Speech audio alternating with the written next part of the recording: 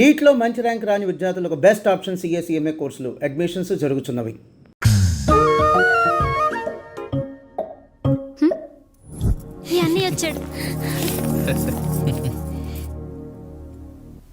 పిల్లల గదిలోకి వెళ్ళారా? వెళ్ళారండి. మీరెంత ఏంటి ఇంత రాత్రి అయినా ఇంకా పడుకోలేదా? మీరు లేనిది ఎప్పుడైనా పడుకున్నామా అన్నయ్య? అందరం కలిసే కదా పడుకునేది మావయ్య. సరే సరే, అందరం పెద్దోడి గదిలో పడుకుందాం. ఈ రోజు వాడి శోభనం కదా, అసలే కొత్త. పక్కనుంటే ధైర్యంగా ఉంటుంది. పక్క నుండి దగ్గరుండి జరిపిద్దాం, పదండి.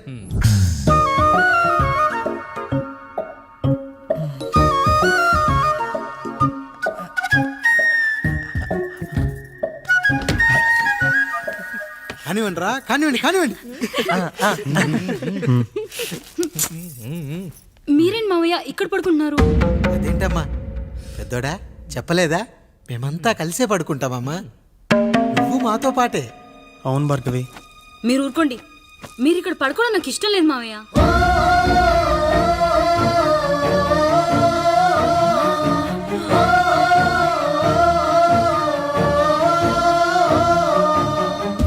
అదేంటమ్మా అలా అంటావు? ఎన్నో చూసాం, ఎన్నో చేశాం. దుక్కి దున్ని కోత కోయకుండానే ఈ విత్తనాలన్నీ మొలకొచ్చాయంటావా తల్లి? అవన్నీ నాకు తెలియదు మావయ్య. మర్యాదగా బయటికి వెళ్ళండి.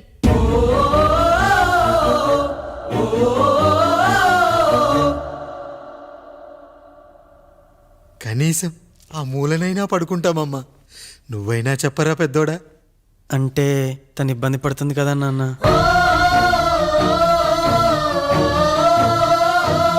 నువ్వు కూడా ఏంట్రా? పిల్లలేదో ఆశపడుతున్నారమ్మా. ఒక్కసారి ఆలోచించమ్మా. మావయ్య మీరు బయటికి వెళ్తే మేము తలుపులేస్తాం.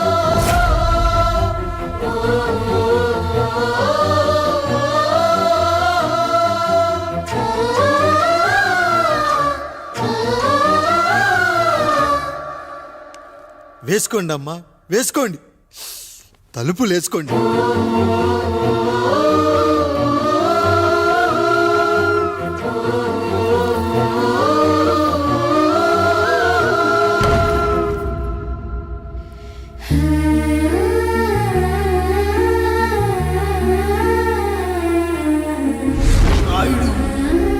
బిడ్డలు జాగ్రత్త.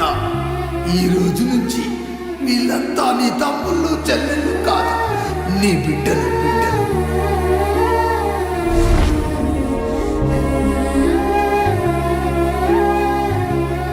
జానకి, ఏమండి?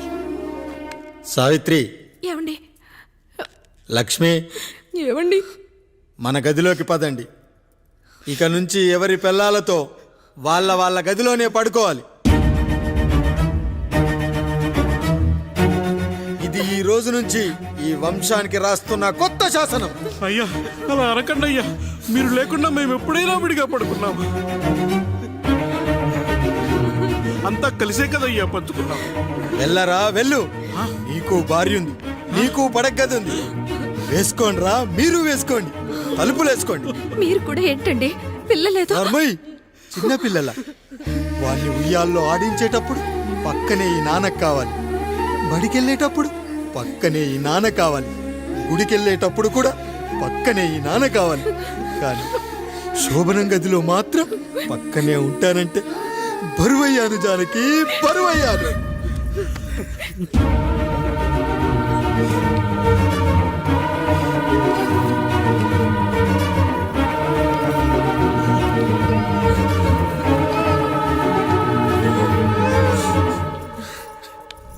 ఏంటండి ఇంకా అదే ఆలోచిస్తున్నారా? ఎలా మర్చిపోగలను లక్ష్మి? జరిగింది ఏదో జరిగిపోయింది. మీరు బాధపడకండి. ఎంత మాట అన్నాడో చూసావా? నా భార్య ఇబ్బంది పడుతుంది, బయటికెళ్ళండి నాన్న అన్నాడు. వాణ్ణి ఎలా పెంచాను? చదువుకుంటే పై చదువులకు వాడు వేరే ఊరు వెళ్లాల్సి వస్తుందని చదివే మాన్పించేశాను. జ్వరం వస్తే ఆ మాత్రలు చేదుగా ఉంటాయని నేనే మింగాను.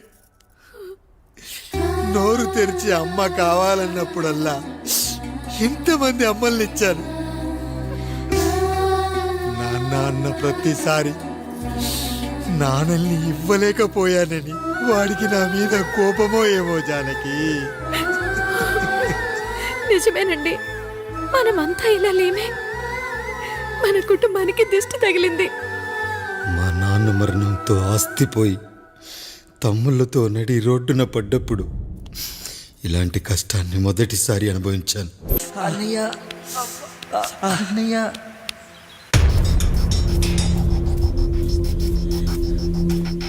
అయ్యా అయ్యా, ఏంట్రా? రోడ్డు మీద కాలు కాలుతున్నా సరే తమ్ముళ్ళు చెప్పులు లేకుండా నడుస్తున్నారయ్యా, చెప్పులు లేకుండా నడుస్తున్నారయ్యా.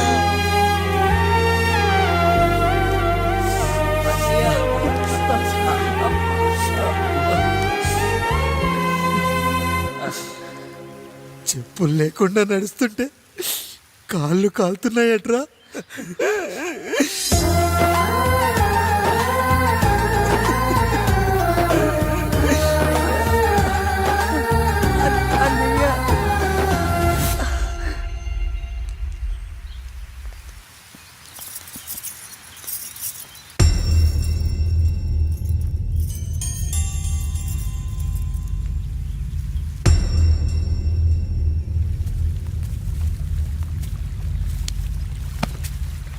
ఏరా కాముడు, అయ్యా బాధపడుతున్నావా? పెళ్ళేమైనా చేయమంటావా? వద్దులేండి అయ్యా, నాకు ఇది ఉందిగా చాలు, దీంతో నేను ఎలాగోలా సరిపెట్టుకుంటాను. దీనితో పాటు జీవితంలో నీకు ఓ తోడు కావాలి. రే గంటోడా, అయ్యా, ఇక నుంచి కష్టాల్లో సుఖాల్లో వీడికి అన్నీ నువ్వేరా. మీరు శాసించాక నేను వేరే ఏదైనా ఆశించగలనా పెద్దయ్యా?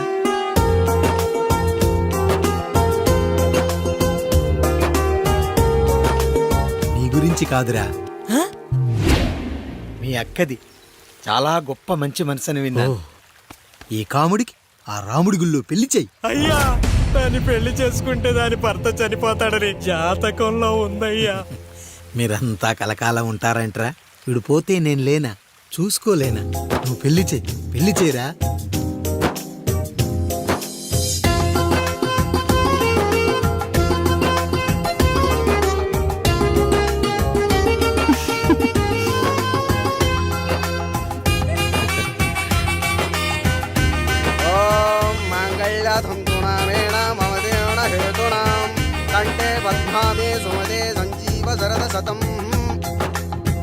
అయ్యా, ఏంట్రా? మీ చేత్తో నాకు దొంగగా జీవితాన్ని ఇచ్చారు, ఇప్పుడు ఒక భర్తగా భార్యనిచ్చారు. అదే బంగారు చేత్తో ఒక్క ముడివేసి పెట్టండి అయ్యా, మీ నీడను మేము చల్లగా ఉంటాం. రెట్టలకు పిట్టై లోలోనే దాచే అందం, మట్టలకు చెట్టై పట్టుంచే సంబంధం, చుట్టలకు పిట్టై దాచుంచే ఓ సుమగంధం, గట్టుపై తొట్టై నీరిచ్చే అనుబంధం, సిగలో చుండ్రల్లే లోతైనది బంధం, దులిపే బలమున్నా అది రాలిపోని నేటి సంబంధం. ఏంటి బుజ్జి, ఏమైంది? పండు, నీకు పెళ్లి చేసిన మరుక్షణం నీ భర్త చనిపోతాడని జాతకంలో ఉంటే ఆయన నన్ను నీకిచ్చి పెళ్లి చేశారు. నేను పోతే నా భార్య పరిస్థితి ఏంటయ్యా అని అడిగితే నేను లేనారా అన్నారు. ఆయన చేసిన త్యాగం మామూలు త్యాగం కాదు. ఒకవేళ పొరపాటున నాకేమైనా జరిగితే? అయ్యయ్యో, అంత మాట అనకండి. మీరు వేరే చెప్పాలా? మొన్నటిదాకా తమ్ముడు, ఇప్పుడు ఈ కాముడు, తర్వాత రాయుడు. ఒరేయ్ కాముడు, పెళ్ళైన దగ్గర నుంచి మీరు సరదాగా గడిపిందే లేదు. మీరిద్దరూ సరదాగా హనీమూన్కి వెళ్ళిరండి. ఏ ఊటీకో కొడైకెనాల్కో. ఇదిగో టికెట్లు. అయ్యా, మీరు దేవుడయ్యా. ఇక్కడ పనులాగకుండా నువ్వు ముందుగా వెళ్ళిరా. నువ్వు తిరిగి వచ్చిన తర్వాత పండు వెళ్తుందిరా. అయ్యా, ఒక పని మనిషిని మీరు ఇంతగా ఆదరిస్తున్నారయ్యా. నువ్వు పని మనిషి ఏంటి పండు? నీలాంటి స్త్రీమూర్తిని ప్రతి మగాడు అమ్మలా చూసుకోవాలి. ఇక నుంచి నా బిడ్డలు నిన్ను అమ్మా అని పిలుస్తారు, అమ్మలా చూసుకుంటారు. ఏమంటావు జానకి? రెట్టలకు పిట్టై లోలోనే దాచే అందం, మట్టలకు చెట్టై పట్టుంచే సంబంధం, చుట్టలకు పెట్టై దాచుంచే ఓ సుమగంధం, ఎంత బాధగా ఉంటుంది అన్నయ్యకి ఇంకెంత బాధగా ఉంటుంది. సిగలో చుండ్రల్లే బాధ నా బాధ కాదట్రా. దులిపే బలమున్నా అది రాలిపోని మేటి సంబంధం.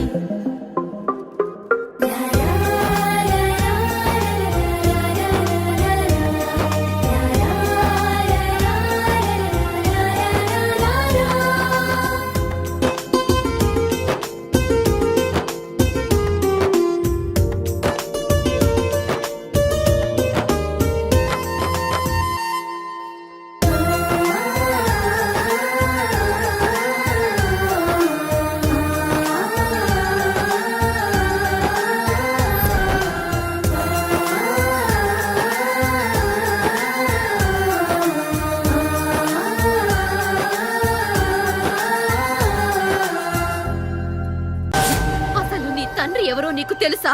తెలుసా? ఇదిగో ఈ కాముడేరా నీ తండ్రి. గేదె నల్లగా ఉన్నంత మాత్రాన పాలు తెల్లగా ఎలా ఉన్నాయనే కదరా నీ ప్రశ్న.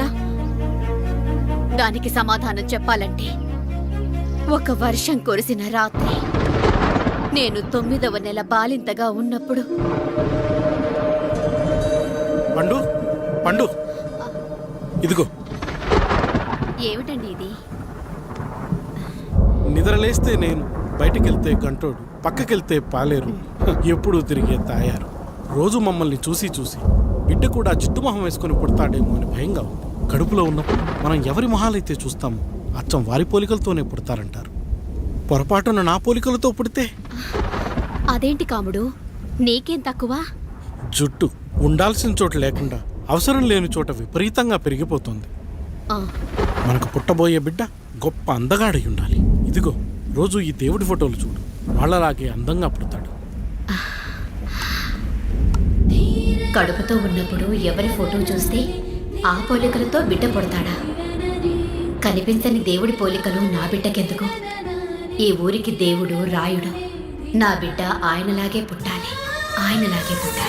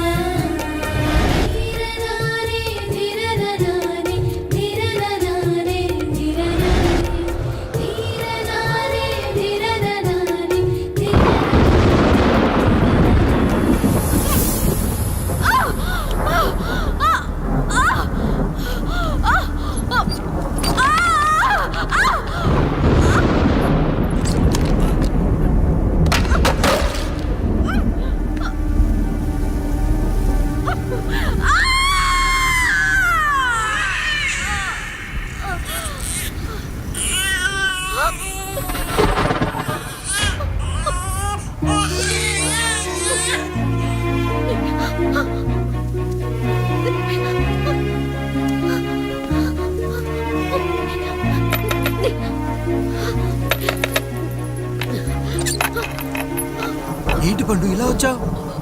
అయ్యా, తప్పు జరిగిపోయింది పెద్దయ్యా. ఏం జరిగింది? అసలే నువ్వు ఒట్టి మనిషి కూడా కాదు. ఒక్కసారి ఇటు చూడండి అయ్యా.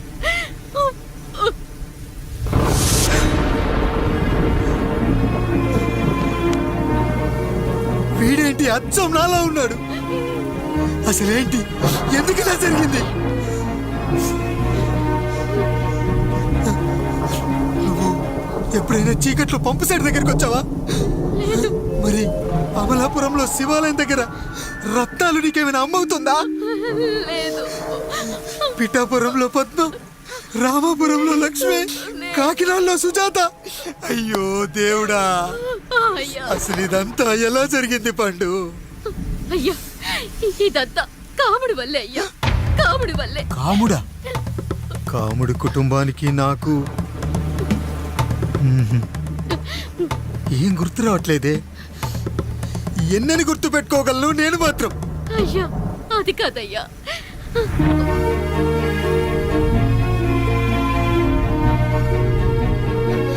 అలా రోజు మీ ఫోటో చూసి చూసి అచ్చం మీలాగే పుట్టాడు. అయ్యో, నా పోలికతో బిడ్డ కావాలనుకోవడం ఏంటి పండు? నువ్విలా చేయడం ఏంటి పండు? పోలికల కోసం ఫోటోలు ఎందుకు చూసావు పండు? అందుకే కదయ్యా ముందు ఆ డైలాగ్ చెప్పాను, తప్పు జరిగిందని. ఇప్పుడు ఏం చెయ్యాలయ్యా? స్వచ్ఛమైన మన ప్రేమను ఈ పాడులోకం అర్థం చేసుకోదు. కనీసం మీ ఇద్దరి జీవితం బాగున్నా ఆనందపడేవారు. వీణ్ణి ఇక్కడ ఉంచొద్దు పండు, బయటికి పంపించు. బయటికి పంపించి బాగా చదివించు, గొప్పవాణ్ణి చెయ్యి. వీడికి అయ్యే ఖర్చంతా నేనే భరిస్తా. అవసరమైతే ఆ డబ్బు కాముడి జీతంలో కట్ చేద్దాం. అయ్యా వెళ్లే ముందు వీడికొక పేరు పెట్టండి అయ్యా. వీడు ఇంకో రాయుడు, అంటే ఇంగ్లీష్లో అండ్ రాయుడు అండ్ రాయుడు.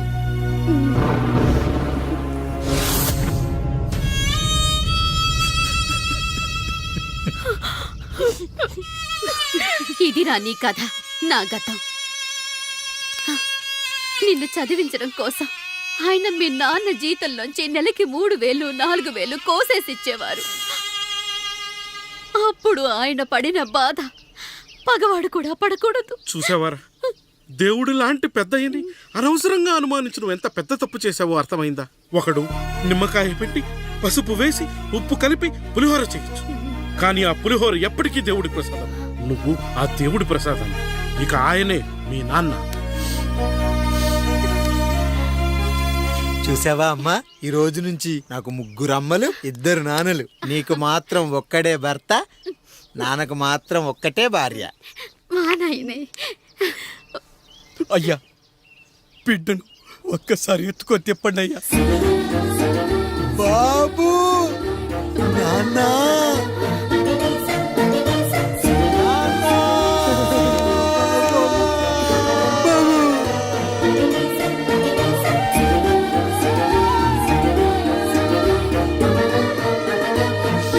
నన్ను క్షమించు నాన్న.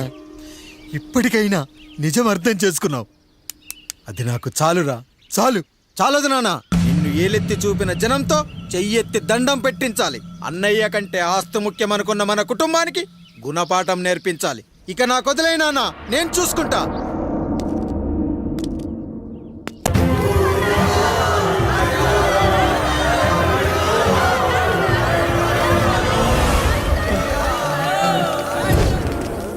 ప్రజల్లారా, నా బిడ్డల్లారా, నా జీవితం మీకే అంకితం. మళ్ళీ జన్మంటూ ఉంటే మీకోసం తిరిగి వస్తా.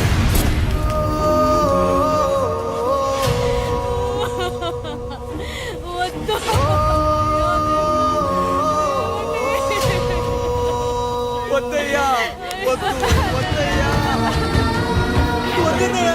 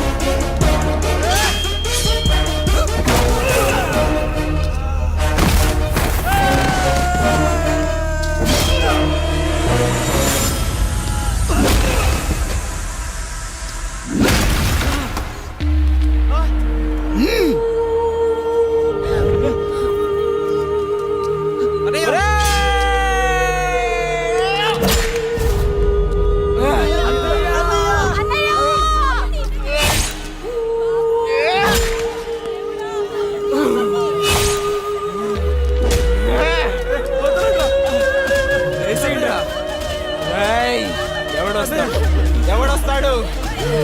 నిన్ను కాపాడటానికి ఎవడొస్తాడు? ఏసేంట్రా?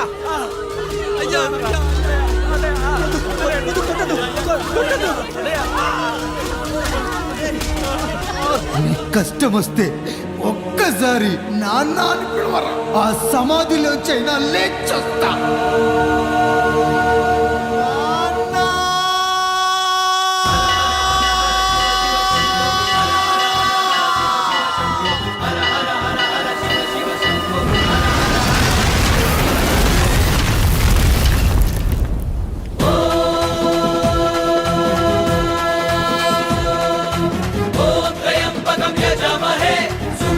పుష్టివర్ధనం దుర్వారుకమివ బంధనాత్ మృత్యోర్మోక్షయమామృతాత్